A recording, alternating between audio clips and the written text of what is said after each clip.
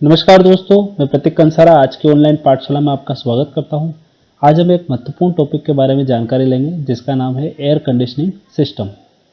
यदि हम air conditioning की बात करें तो एयर कंडीशनिंग का मतलब होता है यदि हम किसी स्पेस या किसी रूम या किसी रीजन का वातावरण इस तरह का बनाए या उस रीजन के अंदर एटमॉस्फेयर उस तरह का बनाए जिस रीजन के अंदर ह्यूमन बींग क्या करे, कंफर्टेबल फील करे। तो ऐसा करने के लिए हमें क्या करना होता है, उस रीजन के अंदर जो एयर है उसकी क्या करनी पड़ती है, प्रॉपर्टीज को चेंज करना पड़ता है। तो एयर की प्रॉपर्टी को चेंज करना ही क्या कहलाता है, एयर की कंडीशनिंग कहलाता है। अब एयर की प्रॉपर्टीज चेंज करना इसलिए आवश्यक होता है, यदि हम समर की बात करें तो समर में एयर का टेम्परेचर काफी ज्यादा होता है, तो ह्यूमन बींग उस टेम्परेचर में क्या होता है, अनकंफर्टेबल फील करता है। तो हम क्या करेंगे, उस पर्टिकुलर जो स्पेस है या रूम है उसका क्या करेंगे, एयर की कंडीशनिंग करके उसका टेम्परेचर क्या कर देंगे, लो कर देंगे। तो हमने क्या करिए, उस एयर की प्रॉपर्टी को चेंज किया। वो प्रॉपर्टी चेंज करने की वजह से ह्यूमन बींग को क्या हुआ, कंफर्ट महसूस हुआ।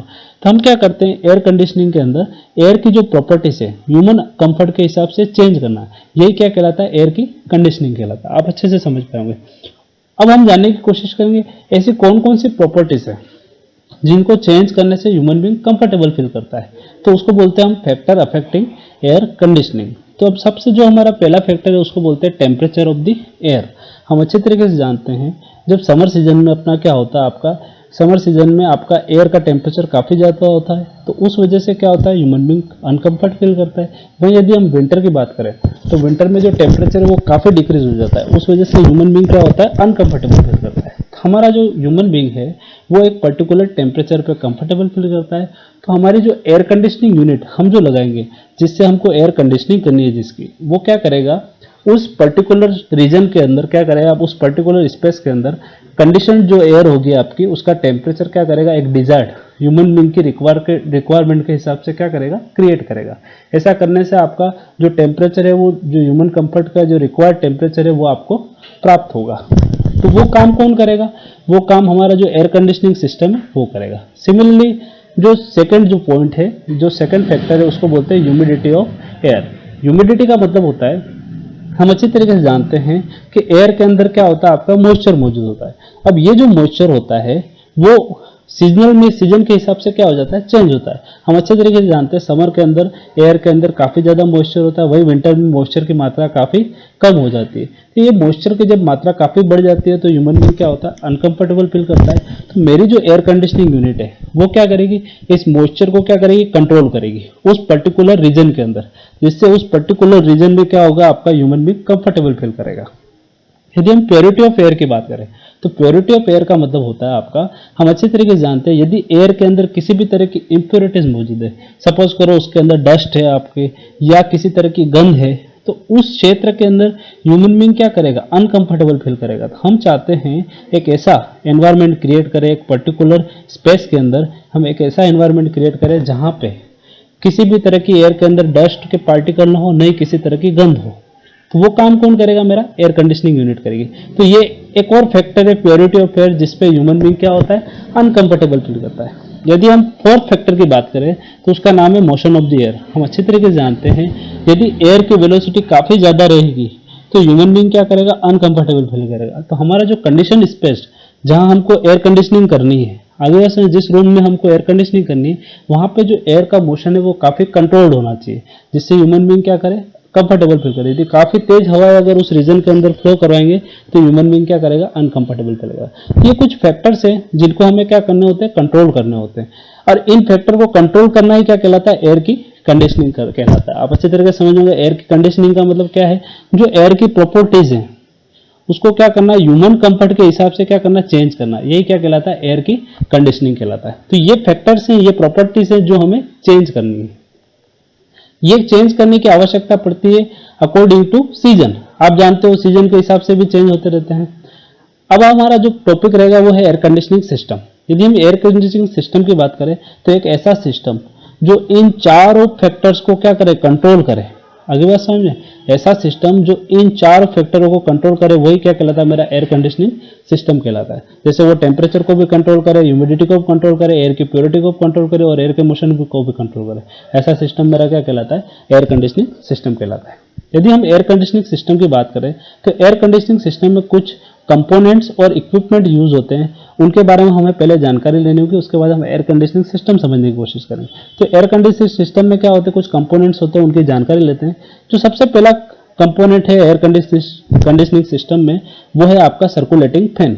आप यहाँ देख सकते हो ये एक एयर कंडीशनिंग सिस्टम है आपका कंप्लीट, जिसमें जो सबसे पहला कंपोनेंट हम यहाँ डिस्कस करेंगे वो है सर्कुलेटिंग फैन। सर्कुलेटिंग फैन का क्या काम होता है, देखो, the main function of circulating fan is to move air to and from the room. आप देख सकते हो ये रूम है, ये फैन क्या कर रहा है, रूम की तरफ जो कंडीशनड एयर है, जहां से आपकी जो एयर की कंडीशनिंग के बाद जो एयर मिली उसको रूम के अंदर भेजने का और रूम से वापस एयर को कंडीशनर के अंदर लाने का, ये काम कौन कर रहा है, आपका सर्कुलेटिंग फैन कर रहा है। तो ये जो इस एयर का मूवमेंट जिसकी वजह से हो रहा है वही क्या है, मेरा सर्कुलेटिंग फैन है। आप अच्छी तरह से समझ गए होंगे। दूसरा जो कंपोनेंट है वो क्या, आपका air conditioning unit. Air conditioning unit का काम होता है एयर की कंडीशनिंग करना। एयर की कंडीशनिंग का क्या मतलब है, देखो, हम अच्छी तरीके से जानते हैं एयर की कंडीशनिंग का मतलब होता है इन चारों फैक्टर को कंट्रोल करना।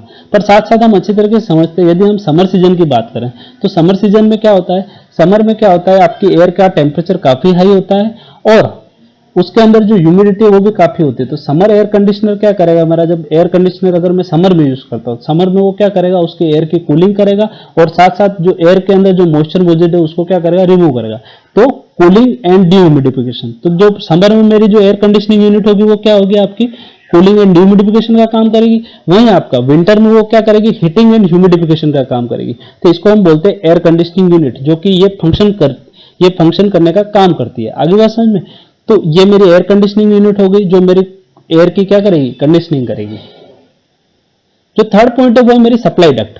सप्लाई डक्ट का क्या काम है, जो मेरी एयर कंडीशनिंग यूनिट है उससे जो एयर आएगी उसको कहां पहुंचाना, उस एयर को यहां से कहां पहुंचाना, कंडीशनड स्पेस के अंदर पहुंचाना। ये काम कौन करता है, मेरा सप्लाई डक्ट करती है। आप अच्छी तरीके से समझोगे, सप्लाई डक्ट का मतलब है कि जो एयर है उसको यहां से ले जाने कर कहां भेजने का काम करता है, उस रूम के अंदर, उस कंडीशन स्पेस के अंदर जहां मुझे कूलिंग या जहां पे मुझे एयर की कंडीशनिंग करनी है। आप अच्छी तरीके से समझ गए होंगे। जो मेरा फोर्थ कंपोनेंट है वो है सप्लाई आउटलेट। आउटलेट का मतलब होता है कि जब आप कंडीशन स्पेस के अंदर जहां पे आपकी एयर कंडीशन एयर की जहां ओपनिंग होती है रूम के अंदर, तो ओपनिंग के लिए क्या लगे हुए रहते हैं, उसमें ग्रिल्स बने हुए रहते हैं। वो ग्रिल्स क्या करते हैं, जो कंडीशन एयर आई उसको क्या करेंगे, पूरे रूम के अंदर फैलाने का काम करते हैं। आगे बात समझ में। तो ये क्या कहलाते हैं, मेरी सप्लाई आउटलेट कहलाती है। आपने देखा होगा हम घरों में जब एयर कंडीशन यूज करते हैं तो उसमें क्या होता है, जब आप ओपन करोगे तो उसके अंदर एक ओपनिंग एंड क्लोजिंग होती है। जब आप रिमोट से कंट्रोल करते हो उसको, तो वो ओपनिंग और क्लोजिंग ही क्या कहलाती है, आपकी सप्लाई आउटलेट कहलाती है। आप अच्छी तरीके से समझ गए होंगे। रिटर्न आउटलेट का क्या मतलब होता है, रिटर्न आउटलेट का मतलब ये होता है जब आपकी कंडीशनड एयर है आपकी, जब यहाँ पे आपने कंडीशन रूम के अंदर अपन या किसी रूम के अंदर मैंने उस एयर को डाल दिया, उसके बाद वो एयर क्या होती है, वापस से क्या होती है, आपकी एयर कंडीशनर के अंदर आने का काम करती है। तो वो वापस जब एयर कंडीशनर आने के लिए क्या होती है, रिटर्न डक्ट के थ्रू आती है। तो रिटर्न डक्ट के जहां से एंट्री होती है वही क्या कहलाती है, आपकी रिटर्न आउटलेट कहलाती है। छठा कंपोनेंट है वो है फिल्टर। फिल्टर का क्या काम होता है, जब हम ये एयर आपकी जब एयर कंडीशन के अंदर जाती है तो एयर कंडीशनिंग के जाने से पहले हम क्या करते हैं, उसका फिल्टर करते हैं। फिल्टर करने से क्या होता है, बहुत सारे बैक्टीरिया हो सकते हैं एयर के अंदर, डर्ट हो सकती है, डस्ट हो सकती है, ओडर हो सकती है। तो ये सारा रिमूव करने का काम कौन करता है, ये एयर फिल्टर करता है। आगे वसन ये कंप्लीटली रिमूव करेगा। तो इस तरीके से क्या हो गया, तो ये इसका काम हो गया फिल्टर का। तो ये कुछ कंपोनेंट्स हैं जो मेरे एयर कंडीशनिंग सिस्टम के अंदर लगे हुए रहते हैं। आप अच्छे से समझ गए होंगे कि इक्विपमेंट और कंपोनेंट्स एयर कंडीशनिंग में कौन कौन से होते हैं और उनका क्या क्या काम होता है। अब हमें जो नेक्स्ट टॉपिक पढ़ना हुआ है classification of air conditioning system. तो एयर कंडीशनिंग का अपने वर्गीकरण किस किस आधार पर किया गया है, बहुत सारे तरीके हैं, पर हमने यहाँ कुछ तरीकों से क्लासिफिकेशन किया है। उसमें जो पहला जो तरीका है या पहला जो मापदंड है वो क्या, अकॉर्डिंग टू पर्पस। तो पर्पस के आधार पर या उद्देश्य के आधार पर हमने जो एयर कंडीशनिंग को वर्गीकृत किया उसको दो कैटेगरी में किया। पहला है वो कंफर्ट एयर कंडीशनिंग सिस्टम और दूसरा है इंडस्ट्रियल एयर कंडीशनिंग सिस्टम। तो कंफर्ट का मतलब होता है, यदि हम ह्यूमन कंफर्ट की बात करें तो हम एक पर्टिकुलर रीजन या स्पेस के अंदर ऐसा एनवायरनमेंट क्रिएट करें जहां पे ह्यूमन बीइंग क्या करे, कंफर्टेबल फील करे। तो कंफर्ट एयर कंडीशनिंग जितने भी होते हैं, आप जैसे घरों में यूज करते हो या कहीं आप सिनेमा घरों में यूज कर रहे हो या मॉल में यूज कर रहे हो, तो ये सारे जो एयर कंडीशनिंग है वो किसके लिए यूज होते हैं, ह्यूमन बीइंग के लिए होते हैं। तो इसलिए इसको रखा गया है कंफर्ट एयर कंडीशनिंग सिस्टम की कैटेगरी में। आगे ऐसा भाई इंडस्ट्रियल एयर कंडीशनिंग सिस्टम क्या होते हैं, इंडस्ट्रियल एयर कंडीशनिंग सिस्टम जो होते हैं वो मशीनरीज के लिए होते हैं। ऐसी बहुत सारी मशीनरी होती है जिनको क्या होता है, एक ऑप्टिमम टेम्परेचर पे क्या होती है, वो इफिशिएंटली काम करती है। यदि टेम्परेचर काफी ज्यादा हो गया तो भी मशीनरी क्या होगी, नुकसान करेगी, मशीनरी का नुकसान होगा। वहीं टेम्परेचर काफी कम हो जाए तो मशीनरी क्या होगी, काम नहीं कर पाएगी। तो उन मशीनरी को काम करवाने के लिए हम क्या करते हैं, एक टेम्परेचर मुझे मेंटेन करके रखना होता है। तो टेम्परेचर और ह्यूमिडिटी कंट्रोल करने का काम कौन करता है, एयर कंडीशनिंग यूनिट करती है। तो ऐसी एयर कंडीशनिंग क्या कहलाता है, आपका इंडस्ट्रियल एयर कंडीशनिंग कहलाता है। यदि हम सीजन के हिसाब से अगर कैटेगराइज करें तो सीजन के हिसाब से क्या होता है, according to season of the year. तो तीन कैटेगरी में हमने रखे, winter air conditioning system, summer air conditioning system और तीसरा जो है year round air conditioning system. Winter air conditioning system का क्या मतलब होता है, ऐसा सिस्टम जो केवल विंटर सीजन में काम आए तो उसको विंटर एयर कंडीशनिंग बोलते हैं। हम अच्छे तरीके से जानते हैं विंटर में क्या होता है, एयर का टेम्परेचर काफी कम होता है और ह्यूमिडिटी भी कम होती है। तो ये सिस्टम क्या करेगा, उस पर्टिकुलर रीजन में क्या करेगा जहां पे मुझे एयर की कंडीशनिंग करनी है, तो वो क्या करेगा, उसकी हीटिंग और ह्यूमिडिफिकेशन कर देगा। आगे बात समझ। समर एयर कंडीशनिंग सिस्टम हम अच्छे तरीके से जानते हैं केवल और केवल समर के अंदर यूज होता है। ये क्या करता है, उस एयर का टेम्परेचर लो करेगा उस समय और उसको क्या करेगा, डीह्यूमिडिफाइड कर देगा। तो कूलिंग और डीह्यूमिडिफिकेशन करने का काम कौन करता है, मेरा समर एयर कंडीशनिंग सिस्टम करता है। और एक इंपॉर्टेंट है वो क्या है, ईयर राउंड। ईयर राउंड का मतलब होता है ये एक ऐसा सिस्टम है जो क्या होता है, समर और विंटर दोनों सीजन में काम आता है। आगे बात समझ लो। तीसरा अपना कैटेगरी है हमारी according to arrangement of the equipment. यदि हम अरेंजमेंट ऑफ इक्विपमेंट की बात करें तो हमारे दो तरह के एयर कंडीशनिंग सिस्टम होते हैं, एक तो यूनिटरी एयर कंडीशनिंग सिस्टम और दूसरा होता है सेंट्रल एयर कंडीशनिंग सिस्टम। जो यूनिटरी एयर कंडीशनिंग सिस्टम है, ये सिस्टम क्या होते हैं, पर्टिकुलर एक छोटे से क्षेत्र में लगाया जाता है। जैसे आपका एक रूम हो गया, एक बड़ा हॉल हो गया, इस वहां पर जो एयर कंडीशनिंग सिस्टम लगते हैं वो क्या होते हैं, यूनिटरी एयर कंडीशनिंग सिस्टम होता है। ये जो सिस्टम होते हैं यूनिटरी सिस्टम, या तो ये क्या होंगे, विंडो के ऊपर लगेंगे या फिर एक सेंट्रलाइज छोटे से एरिया में या रूम से बाहर भी लग सकते हैं। आगे बात समझे भाई। ये जो सेंट्रल एयर कंडीशनिंग सिस्टम ये क्या होता है, एक बहुत बड़ा क्षेत्र को कंडीशनिंग करने के लिए काम आता है। आप अगर आपका जो एरिया जहां पे हमको कूलिंग करनी है या जहां पे एयर की कंडीशनिंग करनी है, अगर एरिया काफी ज्यादा लार्ज है तो वहां पे हम क्या करते हैं, सेंट्रल एयर कंडीशनिंग सिस्टम का यूज करते हैं। आगे बात समझे। यदि हम यूनिटरी एयर कंडीशनिंग सिस्टम की बात करें तो यूनिटरी एयर कंडीशनिंग सिस्टम दो तरह के होते हैं, एक तो विंडो यूनिट होती है और एक वर्टिकल पैक्ड यूनिट होती है। विंडो यूनिट होती है वो 1 से 3 टन की कैपेसिटी की होती है, वही वर्टिकल पैक्ड यूनिट होती है वो 5 से 20 टन की कैपेसिटी होती है। यदि हम सेंट्रल की बात करें तो सेंट्रल की जो कैपेसिटी होती है वो कितनी होती है, 25 टन से भी ज्यादा होती है। आगे बात समझे। यदि हम विंडो यूनिट की बात करते हैं तो विंडो यूनिट की ये विशेषता होती है कि ये जो सिस्टम होता है वो रूम के अंदर ही लगते हैं। यदि हमको ज्यादा कैपेसिटी की रिक्वायरमेंट, हम क्या करेंगे, 1 से 2, 2 से 4 या 4 से 6 या ज्यादा भी एयर कंडीशनिंग यूनिट हमको क्या होंगे, विंडो के ऊपर लगाना होंगे यदि हमारा स्पेस काफी ज्यादा है। वहीं उसका एक और रिप्लेसमेंट है वो पैक्ड वर्टिकल पैक्ड यूनिट। देखो ये जो यूनिट होती है यूनिटरी, ये क्या होती है, आपकी मैन्युफैक्चर्ड यूनिट होती है या आगे से ही पूरी असेंबल्ड होकर आती है। वहीं सेंट्रल यूनिट हमें क्या होती है, उस पर्टिकुलर रीजन पे क्या करना होगा, एयर कंडीशनिंग यूनिट को असेंबल्ड करना होगा। और ये पूरी दोनों यूनिटें क्या होती है, असेंबल्ड ही आती है। ये मान लो कि विंडो यूनिट क्या है, थोड़ी कम कैपेसिटी की होती है, वही वर्टिकल पैक्ड यूनिट होती है वो ज्यादा कैपेसिटी की होती है। यहाँ पे क्या किया जाएगा, वर्टिकल पैक्ड यूनिट में क्या किया जाएगा, आपने देखा होगा बैंक वगैरह में अगर आप जाओगे तो वहां पे क्या होती है, आपने देखा लंबी लंबी लाइनें लगी हुई रहती है जहां से क्या होती है, कूल्ड एयर बाहर निकलती है। तो वो क्या कहलाती है, आपकी वर्टिकल पैक्ड यूनिट कैटेगरी में आती है। उसमें क्या होता है, जो एयर कंडीशनिंग यूनिट होती है वो एक पर्टिकुलर एक रूम के अंदर होती है और वहां से उस रूम से जो कंडीशनड एयर है वो डक्टिंग के थ्रू क्या होती है, उस रीजन के अंदर आती है जहां पे मुझे एयर कंडीशनिंग करती है। और वहां पे वो ग्रिल्स होती है जहां से आपकी क्या होती है, आपकी एयर क्या होती है, बाहर निकलती है। तो वो कैटेगरी होती है वर्टिकल पैक्ड यूनिट। आगे बात समझ। और विंडो में तो क्या होता है, जहां पे मुझे एयर कंडीशनिंग करनी है वहीं पे विंडो के ऊपर क्या कराया जाता है, एयर कंडीशनिंग सिस्टम लगाया जाता है। सेंट्रल एयर कंडीशनिंग सिस्टम में काफी बड़ा अगर से मुझे एरिया है जहां पे आपको एयर कंडीशनिंग करनी है तो वहां पे सेंट्रल एयर कंडीशनिंग सिस्टम लगाया जाता है। सेंट्रल एयर कंडीशनिंग सिस्टम की जो कैपेसिटी होती है 25 टन से भी ज्यादा होती है। आगे बात समझ में। तो सेंट्रल एयर कंडीशनिंग सिस्टम ये है तो असेंबल्ड नहीं आता है, हमें उस पर्टिकुलर रीजन पे जाके क्या करना पड़ेगा, पूरा सिस्टम असेंबल्ड करना होता है और डिजाइन करना होता है। इसलिए इसको हम सेंट्रल एयर कंडीशनिंग सिस्टम भी बोलते हैं। और ये सिस्टम क्या करेगा, एक साथ कई सारे रूम को भी एयर कंडीशन करेगा और कहीं बड़े क्षेत्र को एयर कंडीशनिंग कर लेगा। सबसे पहले हमें जो आज समझना होगा वो है कि विंटर एयर कंडीशनिंग सिस्टम क्या होता है और ये किस तरीके से काम करता है। हम अच्छे तरीके से जानते हैं कि जो एयर कंडीशनिंग सिस्टम में जो कंपोनेंट्स है उन कंपोनेंट्स का क्या क्या काम होता है। तो यहाँ जो समझना है वो हमें समझना है what is the meaning of winter air conditioning system. हम अच्छे तरीके से जानते हैं जो विंटर होता है तो विंटर सीजन में क्या होता है, विंटर सीजन में हमारा जो एयर का टेम्परेचर है वो काफी लो होता है और साथ ही साथ उस एयर के अंदर जो मॉइस्चर होल्ड होता है वो काफी कम होता है। तो ऐसा इस वजह से क्या होता है, आपका जो ह्यूमन बीइंग है अनकंफर्टेबल फील करता है। हमें एक पर्टिकुलर टेम्परेचर पे ह्यूमन बीइंग क्या होता है, कंफर्टेबल फील करता है। हम इस तरह का एनवायरनमेंट क्रिएट करना चाहते हैं जहां पे टेम्परेचर कंट्रोल्ड भी हो और ह्यूमिडिटी का लेवल भी क्या हो, कंट्रोल में हो। ये काम कौन करता है, विंटर एयर कंडीशनिंग सिस्टम करता है। तो विंटर एयर कंडीशनिंग का सिस्टम का क्या काम होता है, हीटिंग एंड ह्यूमिडिफिकेशन। आप अच्छे तरीके से समझ गए होंगे हीटिंग की क्या आवश्यकता है, क्योंकि एयर का टेम्परेचर इंक्रीज करना विंटर के अंदर, और साथ ही ह्यूमिडिफिकेशन का मतलब होता है उसके अंदर मॉइस्चर की मात्रा को बढ़ाना। अब देखो क्या होता है, इसको बोलते हैं हम आउटसाइड एयर। यहाँ ये डैम्पर लगा हुआ है, डैम्पर क्या करता है, जो आउटसाइड एयर आएगी उसको अंदर की तरफ धकेलने का काम करता है। जब आउटसाइड एयर यहाँ से आएगी सबसे पहले कहाँ जाएगी, आपकी फिल्टर के अंदर जाएगी। फिल्टर में जाने के बाद क्या होगा, उस एयर के अंदर यदि किसी तरह की भी इंप्योरिटीज मौजूद है, आगे बात समझे, इंप्योरिटीज अगर मौजूद है तो वो इंप्योरिटीज को क्या कर देगा, रिमूव कर देगा।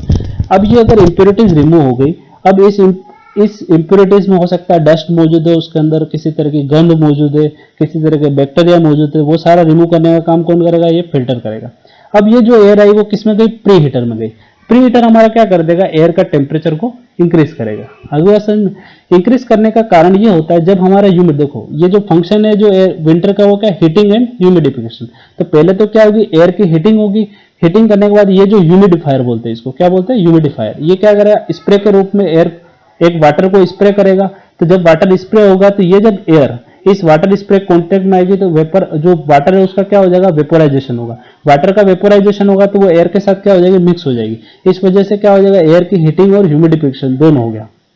अब क्या किया, अब हमने क्या किया, ये तो यहाँ पे हीटिंग करी, यहाँ पे ह्यूमिडिफिकेशन किया, बट यहाँ पे ये जो इंपॉर्टेंट चीज लगी हुई है इसको बोलते हैं हम रीहीट कॉइल। क्या बोलते हैं, रीहीट कॉइल। ये रीहीट कॉइल क्या काम करती है, हम चाहते हैं इस कंडीशन स्प्रेड का क्या करते हैं, एक पर्टिकुलर टेम्परेचर मेंटेन करना चाहते हैं। तो हम चाहते, सपोज करो हम चाहते हैं 25 डिग्री सेंटीग्रेड टेम्परेचर, तो 25 डिग्री सेंटीग्रेड मेंटेन करने का काम कौन करता है, ये रीहीट कॉइल करती है। कौन करती है, रीहीट कॉइल। रीहीट कॉइल क्या करेगी, इस कंडीशन स्पेस का टेम्परेचर मेंटेन करने का काम करेगी। जब ये कंडीशन एयर, यहाँ आपने देखा होगा हीटिंग भी हो गया, ह्यूमिडिफिकेशन भी हो गया, तो हो सकता है इस प्री हीटर में क्या हो जाता है, टेम्परेचर काफी ज्यादा बढ़ जाता है। सपोज करो 50 डिग्री सेंटीग्रेड हो गया या 60 डिग्री सेंटीग्रेड हो गया। तो अब ये अगर 60 डिग्री टेम्परेचर अगर मैं इस कंडीशन स्पेस में डाल दूंगा तो मेरा जो कंडीशन स्पेस का टेम्परेचर क्या होगा, और ज्यादा बढ़ जाएगा। हम चाहते हैं उस टेम्परेचर को कंट्रोल करना, तो इसको बोलते हैं हम रीहीट कॉइल। ये रीहीट कॉइल क्या करती है, सपोज करो यहाँ से अगर ज्यादा टेम्परेचर भी आया तो उसका टेम्परेचर डिक्रीज कर देगी, या यहाँ से कम टेम्परेचर आया तो उसका टेम्परेचर क्या कर देगी, इंक्रीज करेगी। तो ये कंट्रोल करने का काम करती है, टेम्परेचर कंट्रोल करने का काम किसके अंदर, कंडीशन स्पेस के अंदर। ये हो गया सर्कुलेटिंग फैन। जब ये कंडीशनड एयर आपकी आएगी तो सर्कुलेटिंग फैन क्या करेगा, एयर कंडीशनिंग यूनिट से कंडीशनड स्पेस के अंदर भेज देगा। वापस ये कंडीशन स्पेस से यहाँ पे एयर का कुछ मात्रा होगी वो क्या हो जाएगी, विंडो वगैरह से क्या हो जाएगी, बाहर निकल जाएगी। बट ज्यादातर मात्रा क्या होगी आपकी, रिटर्न डक्ट के थ्रू वापस कहाँ जाएगी, रिटर्न डक्ट के थ्रू। ये रिसर्कुलेटिंग एयर बोलते हैं। ये जो एयर है वापस जो यहाँ से हम इसको अगर एयर कंडीशनिंग के लिए यूज करते हैं तो इसको बोलते हैं रिसर्कुलेटिंग एयर। ये रिसर्कुलेटिंग एयर कहाँ पे मिल जाएगी, वापस जो आउटसाइड एयर आ रही है और ये रिसर्कुलेटिंग एयर क्या हो जाएगी, दोनों मिक्स हो जाएंगी।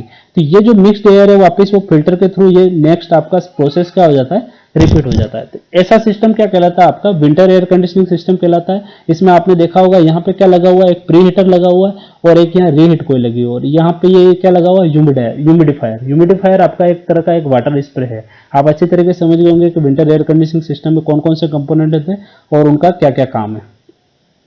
दूसरा जो मेरा एयर कंडीशनिंग सिस्टम है उसको बोलते हैं हम summer air conditioning system. Summer air conditioning, summer में हम अच्छे तरीके से जानते हैं समर में एयर का टेम्परेचर काफी ज्यादा होता है और साथ ही साथ एयर के अंदर जो मॉइस्चर लेवल होता है वो भी काफी ज्यादा होता है। हम चाहते हैं उसका मॉइस्चर लेवल भी कंट्रोल करना चाहते हैं और उसका टेम्परेचर भी कंट्रोल करना चाहते हैं। तो उसके लिए हमें क्या करना पड़ेगा, कूलिंग एंड डिह्यूमिडिफिकेशन। क्या करना होगा, कूलिंग एंड डिह्यूमिडिफिकेशन। तो इसमें क्या क्या चेंज किए गए, देखो ये डैम्पर लगा हुआ है। जब यहाँ आउटसाइड एयर डैम्पर के थ्रू अंदर आएगी तो यह फिल्टर में जाएगी। फिल्टर क्या करेगा, देखो यहाँ जो एयर आएगी वो क्या डैम्पर के थ्रू अंदर आई और साथ ही साथ ये रिसर्कुलेटिंग एयर है, ये दोनों मिक्स हुई, ये कहाँ गई, आपके फिल्टर के अंदर गई। फिल्टर क्या करेगा, फिल्टर सबसे पहले उसके अंदर किसी भी तरह के इम्प्योरिटीज मौजूद है तो उसको रिमूव कर देगा। सपोज करो इम्प्योरिटीज में डस्ट हो सकती है, बैक्टीरिया हो सकते हैं, आपकी हार्मफुल गैसेस हो सकती है, उन सबको कौन रिमूव करेगा, ये फिल्टर रिमूव करेगा। जब ये फिल्टर से रिमूव होने के बाद ये कहाँ जाता है, आपकी कूलिंग कॉइल में। हम अच्छी तरीके से जानते हैं जो मेरा समर एयर कंडीशनिंग सिस्टम में हमें दो फंक्शन करने होते हैं, कूलिंग एंड डीह्यूमिडिफिकेशन। तो कूलिंग कोयल क्या करेगी, उसका टेम्परेचर क्या करेगी, डिक्रीज कर देगी। जब ये एयर इस कूलिंग कोयल के कांटेक्ट में आएगी तो कोयल्स की वजह से उसका टेम्परेचर क्या हो जाएगा, डिक्रीज हो जाएगा। जब ये लो टेम्परेचर एयर जब इस मेम्ब्रेन के कांटेक्ट में आएगी, इसको बोलते हैं परफोरेटेड मेम्बर। ये परफोरेटेड मेम्बर मेम्ब्रेन क्या करती है, देखो जब ये एयर इसके मेम्ब्रेन के कांटेक्ट में आएगी तो इस एयर के पास जो भी मॉइस्चर है, क्या है आपका, जो भी मॉइस्चर है वो इस मेम्ब्रेन के कांटेक्ट में आने की वजह से मॉइस्चर क्या हो जाएगा, एयर से सेपरेट हो जाता है। आगे बात समझ, तो एयर तो क्या होगी, आगे की तरफ मूव कर जाएगी और जो मॉइस्चर है वो क्या हो जाएगा, पूरा रिमूव हो जाएगा। पूरा नहीं रिमूव होगा, जो हमको लेवल रिक्वायर्ड है। तो ये जो मॉइस्चर रिमूव हुआ वो तो हम कहाँ कलेक्ट कर लेते हैं, इस सम के अंदर कलेक्ट कर लेते हैं। तो यहाँ जो ये परफोरेटेड मेम्ब्रेन है वो क्या काम कर रही है, आपका मॉइस्चर रिमूव करने का काम कर रही है एयर के अंदर से। और ये कूलिंग कोयल क्या कर रही है, उसका टेम्परेचर डिक्रीज कर रही है। अब यहाँ देखो आपने क्या लगा दी, एक और हीटिंग कोयल लगा दी। तो ये हीटिंग कोयल का काम क्या है, वापस से जैसा वहां पे प्री हीट कोयल का काम था वो यहाँ पे ये हीटिंग कोयल का काम है। हीटिंग कोयल क्या करती है, इस कंडीशन स्पेस का क्या करती है, टेम्परेचर कंट्रोल करने का काम करती है। तो आप देखोगे यदि मुझे यहाँ पे 25 डिग्री सेंटीग्रेड टेम्परेचर चाहिए, सपोज करें यहाँ कूलिंग कोयल लगाई और इस कूलिंग कोयल की वजह से क्या हो गया, उसका टेम्परेचर डिक्रीज हो गया। टेम्परेचर डिक्रीज हो गया मतलब आपका 5 डिग्री सेंटीग्रेड हो जाएगा और 10 डिग्री इतना डाउन हो जाता है। हम चाहते हैं 5 डिग्री 10 डिग्री टेम्परेचर तो नहीं चाहते। यदि मैंने यहाँ पे 20 डिग्री टेम्परेचर मुझे चाहिए तो वो 20 डिग्री टेम्परेचर के लिए क्या होगा, यहाँ सपोज करो 10 डिग्री हो गया तो 10 डिग्री तो हमने अगर इसको 20 को सेट कर रखा है तो ये क्या हो जाएगा, 10 डिग्री वाली एयर जब इस 20 डिग्री कांटेक्ट में आएगी तो एयर का टेम्परेचर वापस कितना हो जाएगा, 20 डिग्री हो जाएगा।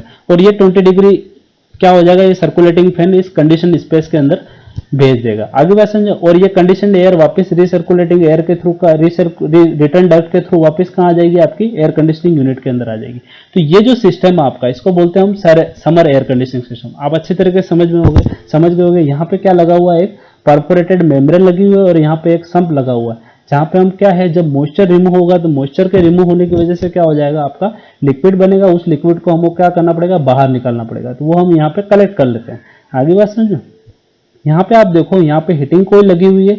ये क्या कर रही है, इस कंडीशन स्पेस के अंदर टेम्परेचर कंट्रोल करने का काम कर रही है। आगे समझे। हीटिंग कोयल का मतलब है ये कब ऑपरेटिव होगी, कब ऑपरेटिव नहीं होगी। अगर इसको जरूरत होगी कि 25 डिग्री से ज्यादा हो रहा होगा टेम्परेचर, सपोज करो मुझे यहाँ पे 25 डिग्री मेंटेन करके रखना है, जब एयर आ रही है उसका टेम्परेचर 25 से होगा तो ये इनऑपरेटिव हो जाएगी।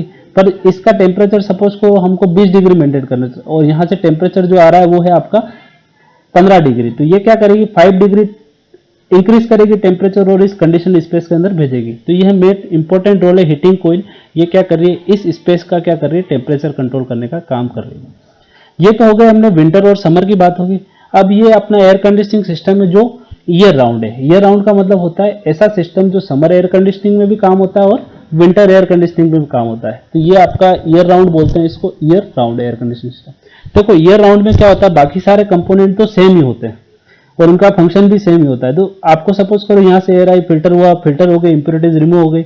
यहाँ पे दो कोयल है, यहाँ पे दो कोयल कौन कौन सी है, कूलिंग कोयल और हीटिंग कोयल। और साथ ही साथ क्या लगा हुआ है, ह्यूमिडिफायर लगा हुआ है। आगे बात समझो। तो क्या करता है, सपोज करो यदि हम विंटर की बात करें तो विंटर में क्या काम होता है, विंटर में हीटिंग एंड ह्यूमिडिफिकेशन। तो विंटर में काम होता है हीटिंग एंड ह्यूमिडिफिकेशन। तो उस समय क्या होता है, ये जो कूलिंग कोयल है ये क्या हो जाती है, इनऑपरेटिव हो जाती है। ये काम करना इसको बंद करवा देंगे। तो उस समय क्या हो जाएगा, ये ह्यूमिडिफायर तो क्या करेगा, वाटर स्प्रे करेगा, इससे एयर का मॉइस्चर बढ़ेगा और साथ साथ ये हीटिंग कोयल क्या करेगी, उसका टेम्परेचर इंक्रीज कर देगी। तो इसको बोलते हैं हीटिंग एंड ह्यूमिडिफिकेशन। आगे बात समझो। और ये सर्कुलेटिंग एयर के सर्कुलेटिंग फन के थ्रू कहाँ चले जाएगा, इस कंडीशन स्पेस में जाएगा। वहीं अगर अपन समर की बात करें तो समर में क्या होता है, ये जो कूलिंग कोयल है, कूलिंग कोयल क्या करेगी आपका, देखो यहाँ पे एक इंपॉर्टेंट चीज है, यहाँ पे आपका किसी तरह की परफोरेटेड मेम्ब्रेन नहीं लगी हुई है। यहाँ पे अगर परफोरेटेड मेम्ब्रेन लगी होती तो डीह्यूमिडिफिकेशन हो जाता, बट यहाँ मेम्ब्रेन नहीं लगी हुई है। तो इसलिए क्या किया जाता है, ये जो कूलिंग कोयल है इसका टेम्परेचर हमको इतना लो करना है कि ये जो एयर आ रही है इसके ड्यू पॉइंट टेम्परेचर से भी क्या हो जाए, कम हो जाए। इसको बोलते हैं हम एपरेटस टेम्परेचर। हम अच्छी तरीके से जानते हैं एपरेटस टेम्परेचर जो होता है वो यदि एयर के ड्यू पॉइंट टेम्परेचर से क्या हो जाए, कम हो जाए। इस एपरेटस का टेम्परेचर, ये जो एयर अंदर आ रही है उसके ड्यू पॉइंट टेम्परेचर से कम हो जाए तो एयर का क्या हो जाता है, स्वतः ही डीह्यूमिडिफिकेशन हो जाता है। तो हम क्या करेंगे, इस केस में यहाँ पर किसी तरह की मेम्ब्रेन नहीं लगी हुई है तो ये क्या करता है, ये एपरेटस क्या करता है, उस एयर का क्या करता है, डीह्यूमिडिफिकेशन भी करवा देता है और कूलिंग भी करवा देता है। तो यहाँ ये जो कूलिंग कोयल है इसका जो टेम्परेचर है वो हमको क्या करना है, जो एयर का ड्यू पॉइंट टेम्परेचर है उससे कम पे मेंटेन करके रखना है। तो ऐसा होने से क्या होता है, ऐसा होने से एयर की कूलिंग एंड ह्यूमिडिफिकेशन दोनों हो जाती है।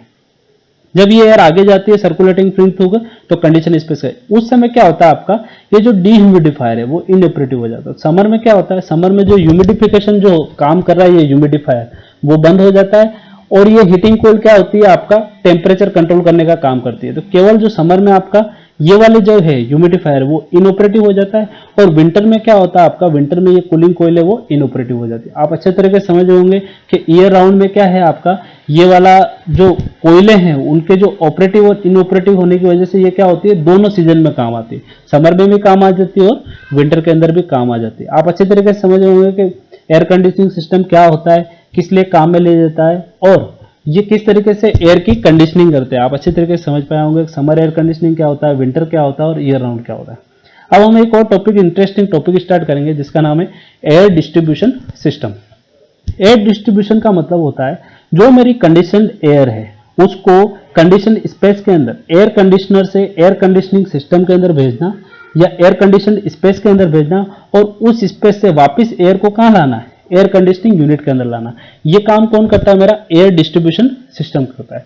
तो एयर डिस्ट्रीब्यूशन सिस्टम आप अच्छी तरीके से जानते हैं, ये वो जो डायग्राम जो हम ऑलरेडी डिस्कस कर चुके हैं कि एयर कंडीशनिंग इक्विपमेंट क्या होते हैं, फैन क्या होता है, सप्लाई डक्ट क्या होती है, सप्लाई आउटलेट क्या होता है, रिटर्न आउटलेट क्या होता है, रिटर्न डक्ट क्या होती है, ये डंपर क्या होता है आपका, आउटसाइड डैम्पर क्या होता है, आप अच्छी तरीके से जानते हैं फिल्टर का क्या काम है।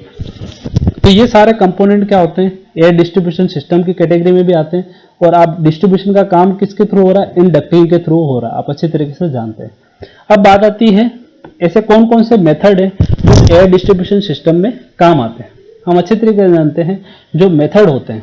मेथड का मतलब होता है कि जब एयर है आपकी जो कंडीशनड एयर आई उसको रूम के अंदर क्या कराना है, हमें सर्कुलेट करवाना है। तो हम ऐसा मेथड यूज करेंगे कि ज्यादा से ज्यादा इफेक्टिव मेथड हम क्या करें, ज्यादा से ज्यादा जो लोग हैं वो मेरे उस एयर है उनको कांटेक्ट में आ जाए। तो इसके लिए क्या किया, 3 मेथड यूज किए गए। देखो 3 मेथड कौन कौन से जिससे एयर का डिस्ट्रीब्यूशन किया जाता है, जो कंडीशन स्पेस है उसके अंदर हम क्या कर रहे हैं, एयर का डिस्ट्रीब्यूशन करवाते हैं। 3 मेथड यूज किया हमने, इजेक्टेड सिस्टम, डाउनवर्ड सिस्टम और अपवर्ड सिस्टम।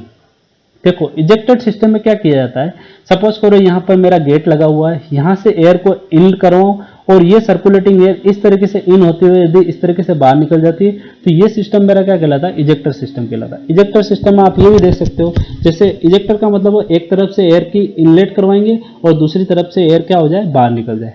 आगे दूसरा तरीका, यदि मैं ऊपर से इन कराऊं और साइड से क्या करूं, एयर को बाहर निकाल दूं, या इधर से इन होके एयर क्या हो जाए इस तरीके से बाहर निकल जाए, ये भी मेरी इजेक्टर प्रणाली। और यहाँ एक सिंपला तरीका है कि एक तरफ से एयर को इन कराओ और इधर से ही बाहर निकाल दो। तो ये जो तरीके कहलाते हैं वो मेरे क्या कहलाता है, इजेक्टर सिस्टम कहलाता है। आगे बात समझ। दूसरा सिस्टम है downward system of the air distribution. Downward system में हम क्या किया जाता है, आजकल देखा होगा आपने छतों में क्या किया जाता है, आपका जो एस्बेस्टस होती है उसकी शीटें लगाई जाती है। उन शीटों में क्या किया जाता है, आपका छोटे छोटे होल्स बना दिए जाते हैं। अब क्या होता है, हम क्या करेंगे, जो मेरी कंडीशनड एयर है उस क्या करूंगा, सीलिंग आप देख सकते हो ये मेरी सीलिंग है और ये एस्बेस्टस की शीटें लगी हुई, इनके बीच में मैं क्या करूंगा, एयर जो मेरी कंडीशनड एयर है उसको फ्लो कराऊंगा। जब एयर मेरी इसके अंदर फ्लो होगी तो वो एयर क्या होगी, उन होल से क्या होगी, नीचे की तरफ आने की कोशिश करेगी। आगे बात समझो, ये जो नीचे की तरफ एयर आएगी जब, तो वो क्या करेगी, ज्यादा से ज्यादा एरिया कवर करेगी और इस तरीके से हम एयर को क्या कराते हैं, आउट करवाते हैं। तो क्या होता है, ये जो एयर है वो कहां फ्लो हो रही है, आपकी ऊपर से नीचे की तरफ, इसलिए इसको बोलते हैं डाउनवर्ड सिस्टम। आगे से सिमिलरली होता है अपवर्ड सिस्टम। अपवर्ड सिस्टम में क्या होता है, जो एयर का डिस्ट्रीब्यूशन करवाया जाता है वो नीचे से किस तरफ करवाया जाए, ऊपर की तरफ करवा के एयर को बाहर निकाला जाता है। यदि मैं एयर को नीचे से इन कराऊं और ऊपर से क्या करूं, बाहर निकालो, तो ये कहलाता है हमारा अपवर्ड सिस्टम।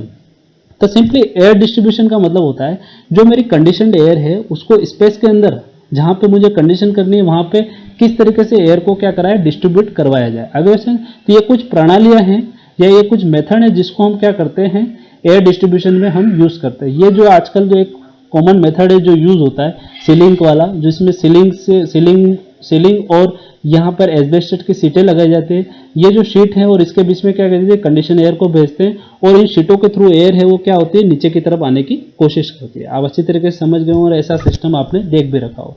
तो यहाँ हमने एयर डिस्ट्रीब्यूशन सिस्टम भी पढ़ लिया और जो एयर कंडीशनिंग सिस्टम थे वो भी हमने आज डिस्कस कर लिया। आशा करता हूँ आप अच्छे से समझ पाए होंगे। जय हिंद, जय भारत।